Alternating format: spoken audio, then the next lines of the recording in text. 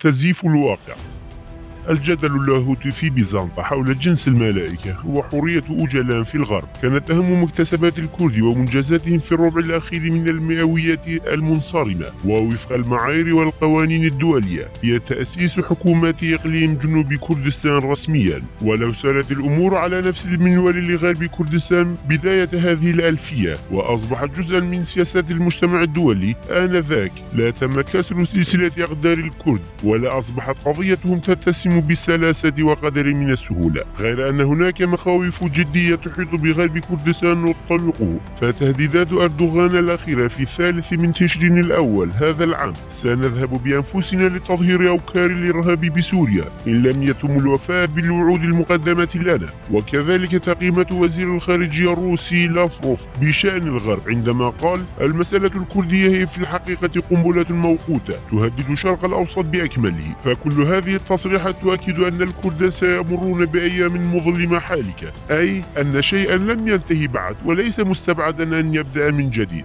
فتصريحات أردوغان ولافروف المتزامنة مع أحداث قرباغ تدل بوضوح أن هناك حسابات سياسية لم تحل بين الجانبين التركي والروسي. والحق أن عدا هذين البلدين فكل من يحاول تحقيق خطوة في الشرق الأوسط فسيرى أنه من الضروري إجراء حوار عن غرب كردستان والمشكلة الكردية في المنطقة والمساومة عليها، أي فالحديث عن القضية الكردية ومشكلتهم ستتصدر قائمة كافة الخلافات والاتفاقات السياسية في العالم وستلعب دورها كثيرا. ما الذي يفعله الكرد؟ المفاوضات الجارية بين المجلس الوطني الكردي والاتحاد الديمقراطي واقع يحتل حيزا هاما لعامة الكرد المتابعين للموضوع عن كثب، غير أنه وللأسف الشديد فالبكك ترى محاولات وحدة الصف الكردي هذه مضيعة للوقت وتراها مفاوضات خاوية لا أهمية لها، فهي على أتم استعداد لتدمير غرب كردستان من أن تفقد هيمنتها ووصايتها عليه. لذا فهي تتعمد عرقلة سير مجرى المفاوضات تحت تهديد القوة والسلاح.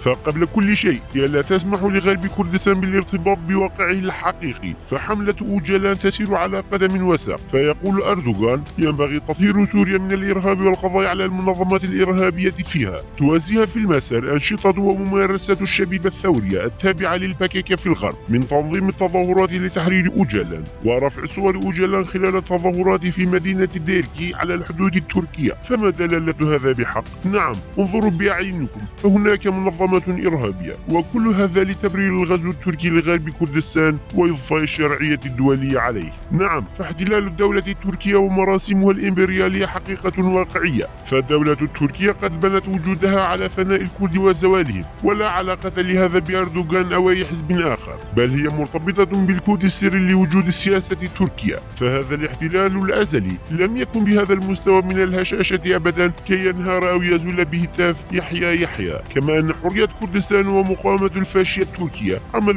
بالغ المشقة والجدية، وليست مشكلة سهلة بحيث تحل بمسيرة أو دبكات أو احتفالات أو إطلاق هتافات وشعارات جوفاء. أسلوب الإدارة الحديثة للكرد التظاهرات والشعارات والاحتفالات والدبكات الشعبية، غير أن البكك أوصلت المجتمع الكردي لمرحلة ناسية فيها سبل المقاومة والنضال وأساليبها. فما هو النضال؟ وكيف يكون النضال والكفاح؟ ومن أجل ماذا؟ فالمجالات المعروفة في إدارة المجتمعات كالجنس والرياضة والفن والدين غيرتها البكك بأشياء حديثة تحل محلها، وهي المسيرات والاحتفالات ورفع الشعارات والشهداء. فتنظيمات البكك تسير على هذه المجالات الرئيسية الأربعة. فمن يزغرد ويلقي الهتافات يعتقد أنه أزال تركيا واجتثها. يتوهمون أن كردستان ستتحرر وتبنى برفع شعار، فشباب غرب كردستان المتحمسون للتحرير من عوائلهم يطلقون الهتافات ويقيمون الحفلات وتظهر البكك وبتقصد هذه الأمور وكأنها مقاومة عظيمة،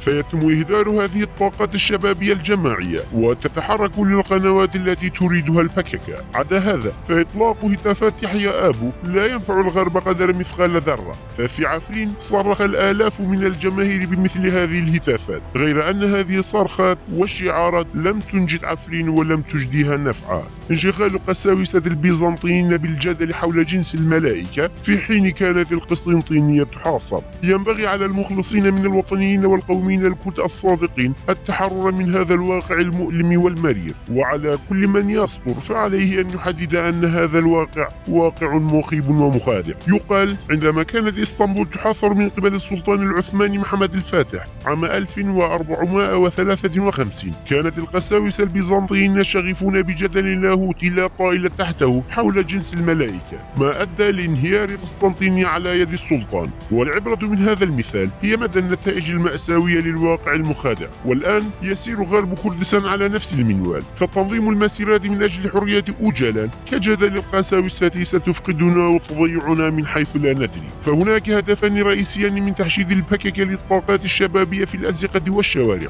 أحدهما إثبات أنني المسؤول عن القوى السياسية في الغرب وليس الجنرال المظلوم، فإذا أردت بناء علاقات فأنا الجهة المسؤولة المعنية، وثانيهما الخوف من إخماد الشعب للمشاكل والخلافات فيما بينهم وبناء قاعدة قومية قوية. فالبككة تحاول قطع السبل عن هذه الشكوك وتجريد الحوار الكردي ولقاءاته من أي دلالات ومعان. والحق أن مخاوف هذه السياسة الحزبية المتطرفة للبككة توازي الأهداف الاحتلالية للدولة التركية على غرب كردستان.